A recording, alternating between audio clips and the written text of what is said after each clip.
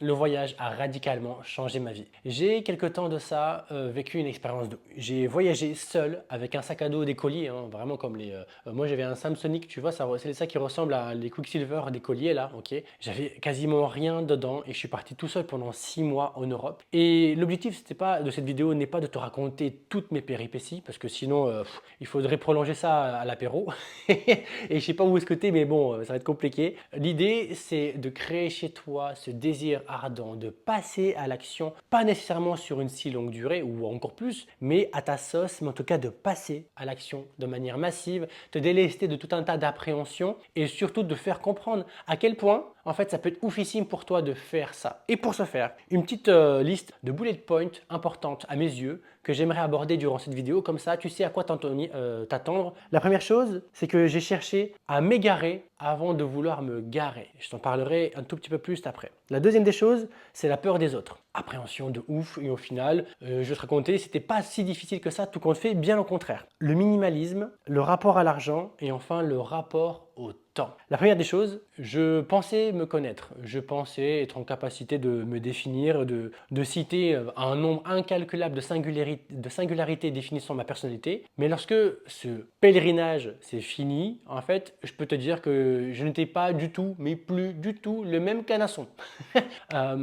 Pourquoi? Parce que je suis parti dans l'idée de m'égarer avant de me garer. Avant de partir dans ce voyage, pour moi, c'était un peu compliqué en fait de me dire, ok, je vais me poser dans une relation, je vais acter que dorénavant je suis sédentaire, alors qu'avant dans ma tête c'était un peu bizarre, même sédentaire, tu vois. Pourtant tout le monde aujourd'hui, en France en tout cas, la grande majeure partie des gens sont sédentaires et c'est ok. Bah moi, même ça, c'était encore en latence. J'avais des difficultés vis-à-vis de la stabilité. La stabilité me faisait peur hein, de ouf, bien plus que tout le reste. Eh ben, figure-toi que en partant à l'étranger, je me suis rendu compte en fait que j'étais en train d'aiguiser, de comprendre en fait qu'est-ce qui me plaisait le plus, ce dont j'avais pas vraiment besoin et ce dont j'avais véritablement besoin. Et lorsque je suis revenu en France, bah fatalité, tu vois, là au moment où je te tourne cette vidéo, bah je suis en couple, je suis sur le point de me marier, je suis en train de créer quelque chose d'important à mes yeux, alors qu'auparavant j'en étais tout bonnement. Est-ce que c'est uniquement grâce au voyage? Je ne dirais pas ça jusqu'à ce point-là. Néanmoins, je sais que ça c'est venu cristalliser un tas de choses chez moi et je pense que si tu te décides de passer à l'action et porter tes couilles ou porter tes ovaires, je sais pas, tu dis ça comme tu veux, bah en fait, paf, que d'incroyables choses puissent apparaître dans ta vie. Ça, c'est la première des choses. S'égarer pour mieux se garer. Et surtout pas faire le contraire, hein. T'en as comme ça, hein. Ils se garent, ils commencent une relation, ils n'ont encore rien vécu dans leur vie, ils connaissent même pas en fait quelles sont les choses qui eux les font vibrer et en fait ils vivent presque par procuration à travers le prisme du regard de leur partenaire. Et là, tu peux être sûr que généralement, ça se passe très très mal. Deuxième chose, la peur des autres. Lorsque j'étais là-bas, pour le coup, j'étais à Porto ou Lisbonne, je sais plus, je crois que c'était Porto. J'ai décidé d'externaliser l'entièreté de mes choix sur des pile ou face. Expérience que je te conseille d'ailleurs, c'est incroyable.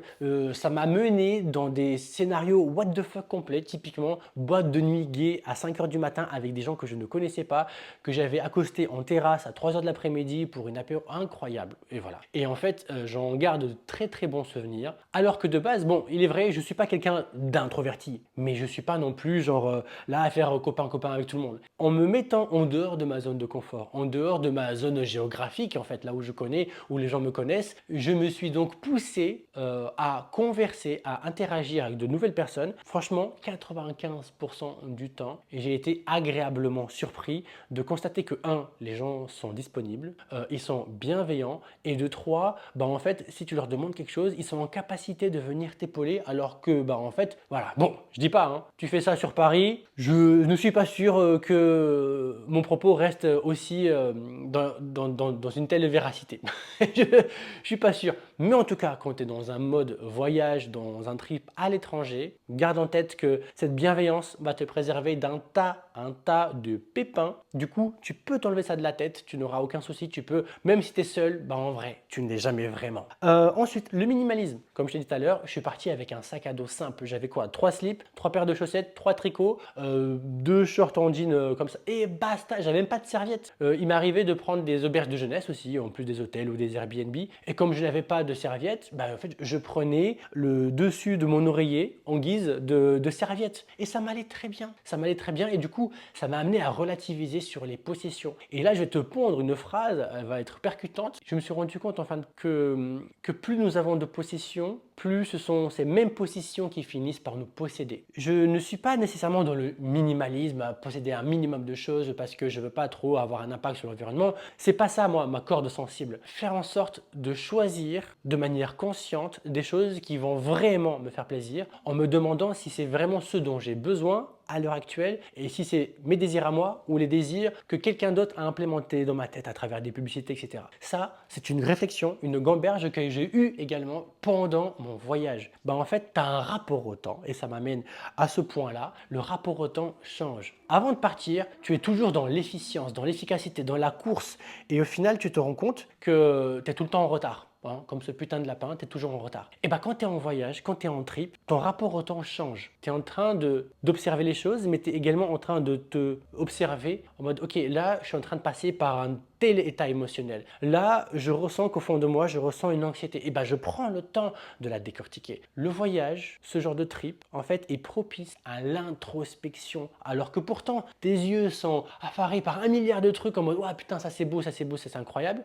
Pourtant, tout ça te pousse quand même vers un repli sur toi-même parce que ça va venir te sécuriser en cherchant à mieux te connaître pour te goinfrer de tout le reste. Et enfin, tu as le dernier élément, le rapport au temps. Le rapport à l'argent. Je suis parti de France. Alors, je gagnais déjà ma vie sur Internet à l'époque, mais je gagnais pas du tout des sommes coquettes.